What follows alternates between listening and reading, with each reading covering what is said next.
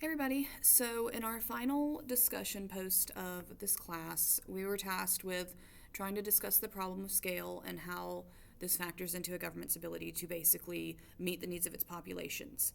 So, what I've found in a lot of my research, specifically watching a lot of Dr. Don Livingston's work, both with the two videos we watched this week as well as some of his past ones. From what I've understood, he really goes into depth with Hobbes and Aristotle.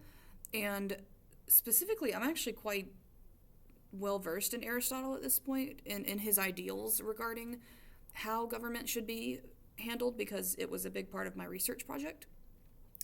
And I find myself actually agreeing and disagreeing with both.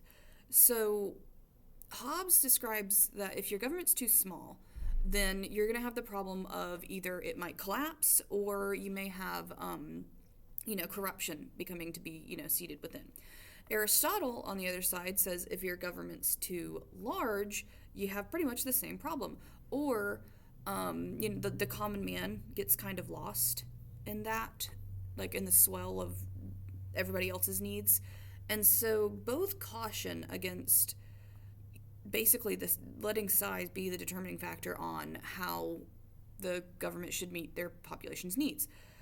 I think that there's a sweet spot, so to speak, that needs to be reached when it comes to all of that. So my basic opinion and from our research, I find that if you take both the good and the bad of each side and kind of blend it, it tends to help out the population a lot more. I think that the main issue is not quite so much size, because you can have, a very small country with a heavy, government that's going to be handling, basically trying to cover everybody, or you could have a big nation with a smaller government, it could be a totalitarian, it could be a dictatorship, whatever it is, it all boils down to figuring out is how are the leaders, handling these issues. And if they're not being provided with a system of checks and balances, similar, of course, our government's not the perfect example, but similar to ours, then that may be the problem. And so if you've got, no matter the size of your government, if you've got your leaders being checked over, if you've got your common people being able to voice those opinions and being able to express, their discontent in a safe manner, or pushing for laws that they feel are fair, that's going to be a much more reasonable and doable solution for the problem of, a government meeting their population's needs and effectively operating versus just focusing too much on size. So overall,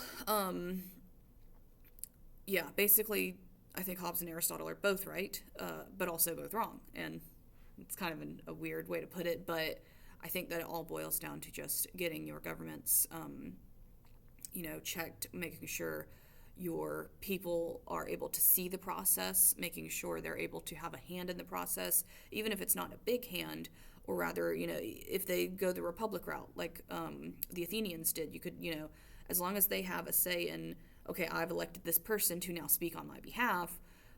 If they don't like that person eventually, if that person is not speaking on their behalf in the way that they expected or wished, or they changed their minds, then they can be voted out and replaced. And so I think that's where the big, the solution kind of lies to that issue of sort.